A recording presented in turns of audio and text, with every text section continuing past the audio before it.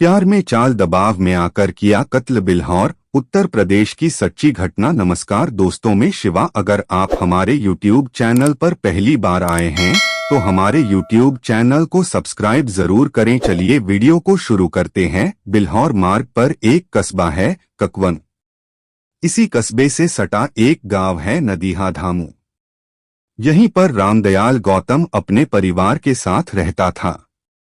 उसके परिवार में पत्नी कुसुमा के अलावा दो बेटे सर्वेश, उमेश तथा दो बेटियां राधा व सुधा थीं। रामदयाल गांव का संपन्न किसान था। उसका बेटा सर्वेश गांव में डेयरी चलाता था। संपन्न होने के कारण जाति बिरादरी में रामदयाल की हनक थी। रामदयाल की छोटी बेटी सुधा 10वीं कक्षा में पढ़ रही थी, जबकि बड़ी बेटी ने 12वीं पास करके पढ़ाई छोड़ दी थी। रामदयाल उसे पढ़ा लिखाकर मास्टर बनाना चाहता था, लेकिन राधा के पढ़ाई छोड़ देने से उसका यह सपना पूरा नहीं हो सका। पढ़ाई छोड़कर वह मां के साथ घरेलू काम में मदद करने लगी थी। गांव के हिसाब से राधा कुछ ज्यादा ही सुंदर थी। जवानी में कदम रखा तो उसकी सुंदरता में और निखार आ गया। उसका गोरा रंग, बड़ी बड़ी आंखें और कंधों तक लहराते बाल हर किसी को अपनी ओर आकर्षित कर लेते थे। अपनी इस खूबसूरती पर राधा को भी नाज था। यही वजह थी कि जब कोई लड़का उसे चाहत भरी नजरों से देखता तो वह इस तरह घूरती मानो खा जाएगी। उसकी इन खा जाने वाली नजरों से ही लड़के डर जाते थे। लेकिन आलोक राजपूत राधा की इन नजरों से जरा भी नहीं डरा था। वह राधा के घर से कुछ ही दूरी पर रहता था। आलोक के पिता राजकुमार राजपूत प्राइमरी स्कूल में अध्यापक थे, लेकिन रिटायर हो चुके थे। उनकी एक बेटी तथा एक बेटा आलोक था। बेटी का वह विवाह कर चुके थे। पिता के रिटायर हो जाने के बाद घर परिवार की जिम्मेदारी आलोक पर आ गई थी। बीए करने के बाद वह नौकरी की तलाश में था, लेकिन जब नौकरी नहीं मिली तो उसने अपनी खेती संभाल ली थी। इसके अलावा उसने घर में किराने की दुकान भी खोल ली थी। इससे उसे अतिरिक्त आमदनी हो जाती थी। राधा के भाई सर्वेश की आलोक से खूब पटती थी। आस पड़ोस में रहने की वजह से दोनों का एक दूसरे के घर भी आना जाना था। आलोक जब भी सर्वेश के घर आता था, राधा उसे घर के कार्यों में लगी नजर आती थी। वैसे तो वह उसे बचपन से देखता आया था, लेकिन पहले वाली राधा में और अब की राधा में काफी फर्क आ गया था। पहले जहां वह बच्ची लगती थी, अब वही जवान होने पर ऐसी हो गई थी कि उस पर से नजर हटाने का मन ही नहीं होता था। एक दिन आलोक राधा के घर पहुंचा तो सामने वही पड़ गई। उसने पूछा, सर्वेश कहाँ है? मम्मी और भैया तो कस्बे में गए हैं। कोई काम था क्या? राधा बोली, नहीं, कोई खास काम नहीं था, बस ऐसे ही आ गया था। सर्वेश आए तो बता देना कि मैं आया था। बैठो, भैया आते ही होंगे, राधा ने कहा तो आलोक वहीं पड़ी चारपाई पर बैठ गया।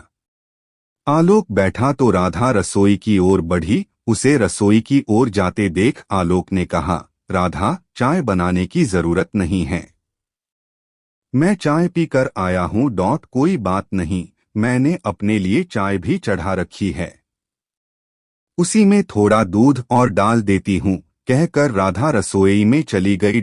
थोड़ी देर बाद वह 2 गिलासों में चाय ले आई। एक गिलास उसने आलोक को थमा दिया तो दूसरा खुद लेकर बैठ गई।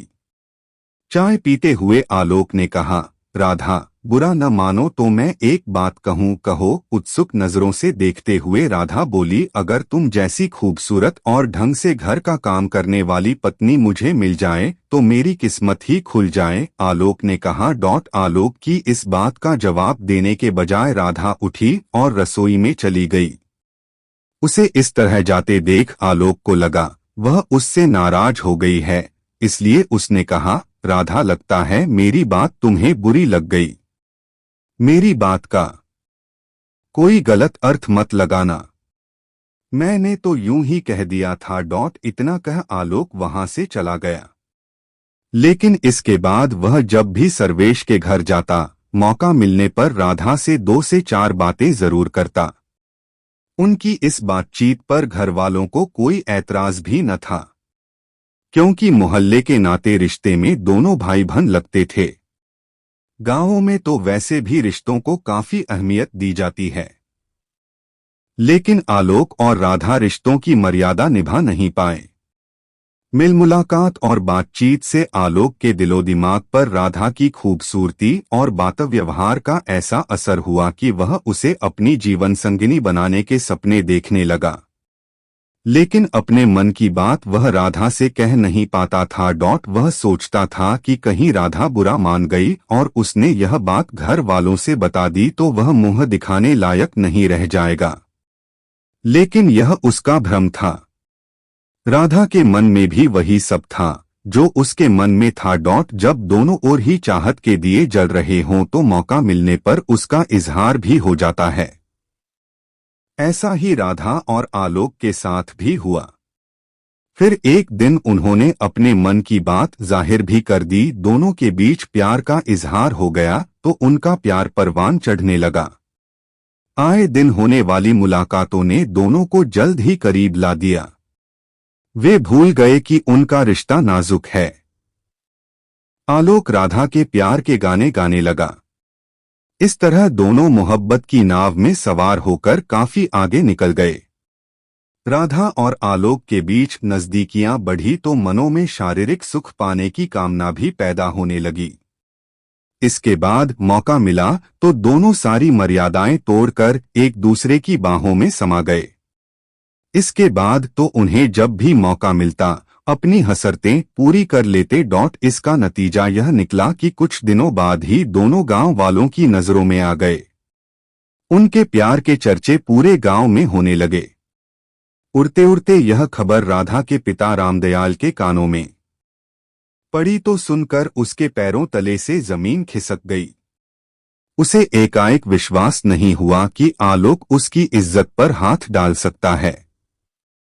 वह तो उसे अपने बेटों की तरह मानता था। यह सब जानकर उसने राधा पर तो पाबंदी लगा ही दी, साथ ही आलोक से भी कह दिया कि वह उसके घर न आया करे। बात इज्जत की थी, इसलिए राधा के भाई सर्वेश को दोस्त की यह हरकत अच्छी नहीं लगी। उसने आलोक को समझाया ही नहीं, धमकी भी दी कि अगर उसने अब उसकी बहन पर नजर डाली तो वह भूल जाएगा कि वह उसका दोस्त है। इज्जत के लिए वह किसी भी हद तक जा सकता है। इसके बाद उसने राधा की पिटाई भी की और उसे समझाया कि उसकी वजह से गांव में सिर उठाकर चलना दूभर हो गया है। वह ठीक से रहे अन्यथा अनर्थ हो जाएगा।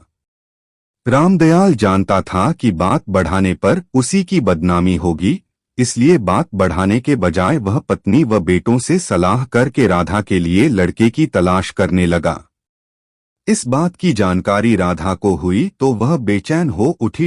एक शाम वह मौका निकालकर आलोक से मिली और रोते हुए बोली, घर वाले मेरे लिए लड़का ढूंढ रहे हैं, जबकि मैं तुम्हारे अलावा किसी और से शादी नहीं करना चाहती। इसमें रोने की क्या बात है?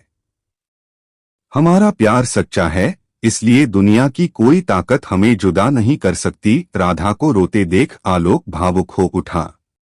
वह राधा के आंसू पोंछ उसका चेहरा हथेलियों में लेकर उसे विश्वास दिलाते हुए बोला, तुम मुझ पर भरोसा करो, मैं तुम्हारे साथ हूँ। मेरे रोम रोम में तुम्हारा प्यार रचा बसा है। तुम्हें क्या लगता है कि तुमसे अलग होकर मैं जी पाऊंगा? बिल्कुल नहीं। उसकी आंखों में आंखें डालकर राधा बोली, मुझे पता है कि हमारा प्यार सच्चा है, तुम दगा नहीं दोगे। फिर भी न जाने क्यों मेरा दिल घबरा रहा है। अच्छा, अब मैं चलती हूँ। कोई खोजते हुए कहीं आन पड़ी तो सुनकर उसके पैरों तले से जमीन खिसक गई। उसे एकाएक विश्वास नहीं हुआ कि आलोक उसकी इज्जत पर हाथ डाल सकता है। वह तो उसे अपने बेटों की तरह मानता था। यह सब जानकर उसने राधा पर तो पाबंदी लगा ही दी, साथ ही आलोक से भी कह दिया कि वह उसके घर न आया करे। बात इज्जत की थी, इसलिए राधा के भाई सर्वेश को दोस्त की यह हरकत अच्छी नहीं लगी। उसने आलोक को समझाया ही नहीं, धमकी भी दी कि अगर उसने अब उसकी बहन पर नजर डाली तो वह भूल जाएगा कि वह उसका दोस्त है। इज्जत के लिए वह किसी भी हद तक जा सकता है। इसके बाद उसने राधा की पिटाई भी की और उसे समझाया कि उसकी वजह से गांव में सिर उठाकर चलना दूभर हो गया है। वह ठीक से रहे अन्यथा अनर्थ हो जाएगा। रामदयाल जानता था कि बात बढ़ाने पर उसी की बदनामी होगी, इसलिए बात बढ़ाने के बजाय वह पत्नी व बेटों से सलाह करके राधा के लिए लड़के की तलाश करने लगा। इस बात की जानकारी राधा को हुई तो वह बेचैन हो उठी।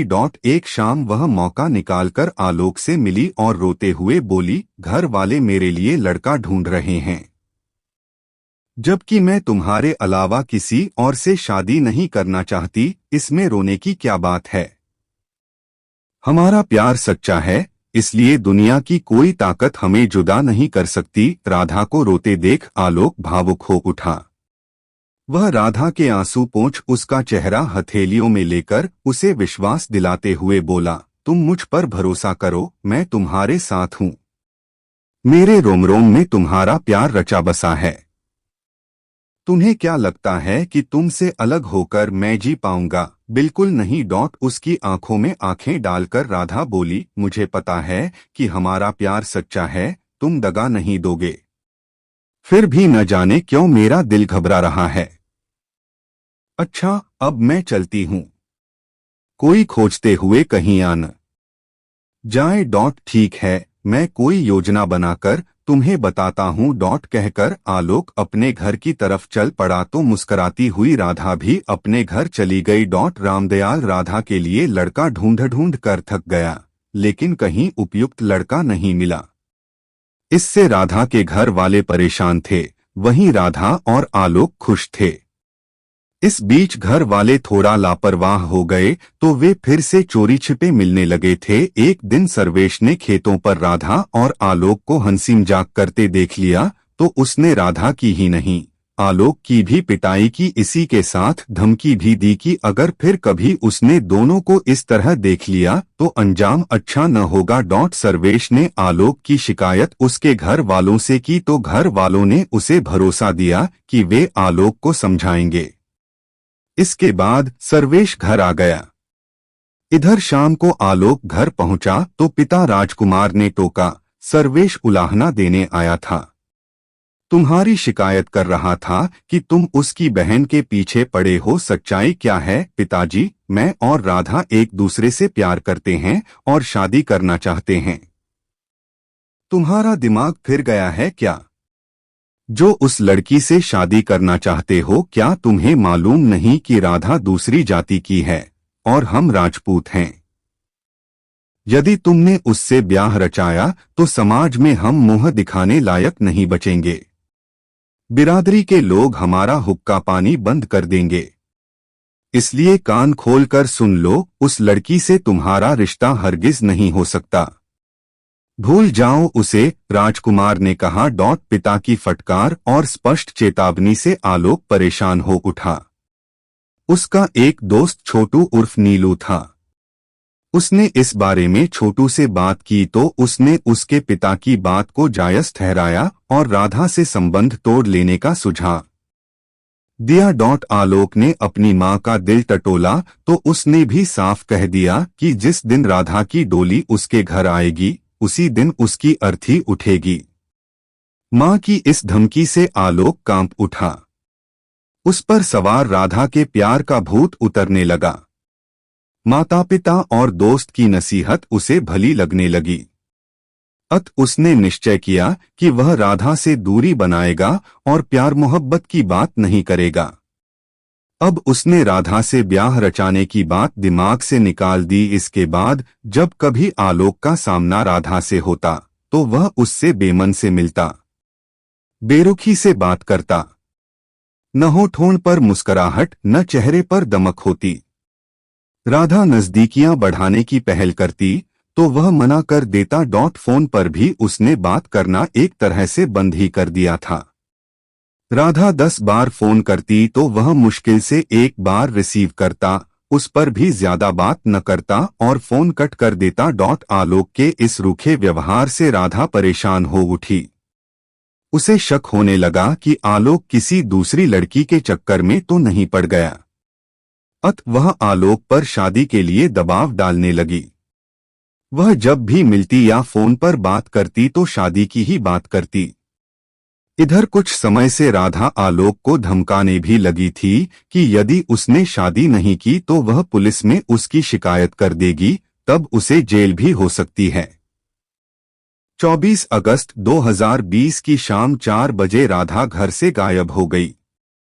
वह देर शाम तक घर वापस नहीं लौटी तो रामदयाल को चिंता हुई।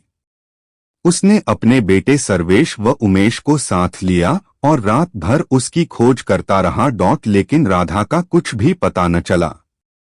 रामदयाल को शक हुआ कि कहीं आलोक उसे भगा तो नहीं ले गया। वह आलोक के घर पहुंचा तो आलोक घर पर ही मिला। 26 अगस्त की सुबह गांव का ही किसान विमल अपने खेत पर पानी लगाने पहुंचा तो उसने अपने खेत की मेड़ के पास पीपल के पेड़ के नीचे राधा का शव देखा। उसने खबर राधा के घर वालों को दी। उसके बाद तो रामदयाल के घर में रोना पीटना शुरू हो गया। घर के सभी लोग घटनास्थल पहुंच गए। लाश मिलते ही आलोक का परिवार घर से गुपचुप तरीके से फरार हो गया। रामदयाल गौतम ने थाना ककवन पुलिस को सूचना दी तो थाना प्रभारी अमित कुमार मिश्रा पुलिस टीम के साथ घटनास्थल पर पहुंच गए। उनकी सूचना पर एसपी केशव कुमार चौधरी तथा एएसपी अनूप कुमार आ गए। पुलिस अधिकारियों ने घटनास्थल का बारीकी से निरीक्षण किया। उसके गले में दुपट्टा था। इससे अंदाजा लगाया गया कि राधा की हत्या दुपट्टे से गला घोंट कर की गई होगी। उसकी उम्र 19 वर्ष के आसपास थी। घटनास्थल पर मृतका का पिता रामदयाल तथा भाई सर्वेश मौजूद थे। पुलिस अधिकारियों ने उन दोनों से पूछताछ की तो सर्वेश ने उन्हें बताया कि उसकी बहन की हत्या गांव के आलोक व उसके दोस्त छोटू ने की है। पूछताछ के बाद पुलिस अधिकारियों ने राधा के शव को पोस्टमार्टम हेतु माती स्थित अस्पताल भिजवा दिया तथा थाना प्रभारी अमित मिश्रा को आदेश दिया कि वह मुकदमा दर्ज कर आरोपियों को शीघ्र गिरफ्तार करें। आदेश पाते ही अमित कुमार मिश्रा ने मृतका के भाई सर्वेश की तहरीर पर भादमवी की धारा 302/201 के तहत आलोक व छोटू के खिलाफ रिपोर्ट दर्ज कर ली और उन्हें गिरफ्तार करने में जुट गए। इसके लिए उन्होंने मुखबिरों को भी लगा दिया। 29 अगस्त 2020 की रात 10 बजे अमित कुमार मिश्रा ने मुखबिर की सूचना पर आलोक व छोटू को ककवन मोड़ से गिरफ्तार कर लिया। उन्हें थाना ककवन लाया गया। थाने पर जब दोनों से पूछताछ की गई तो उन्होंने राधा की हत्या का जुर्म कबूल कर लिया। पूछताछ में आलोक ने बताया कि राधा उस पर शादी का दबाव बना रही थी, जबकि वह राधा से शादी नहीं करना चाहता था। उसने जब पुलिस में शिकायत दर्ज करने की धमकी दी तो उसने राधा को ही मिटाने की योजना बनाई। इसमें उसने अपने दोस्त छोटू को शामिल कर लिया। योजना के तहत उसने 24 अगस्त की शाम 4 बजे राधा को खेतों पर बुलाया, फिर उसी के दुपट्टे से उसका गला घोंट दिया। 30 सितंबर 2020 को पुलिस ने अभियुक्त आलोक राजपूत व छोटू को कानपुर देहात की माती कोर्ट में पेश किया, जहां से दोनों को जिला जेल भेज दिया गया।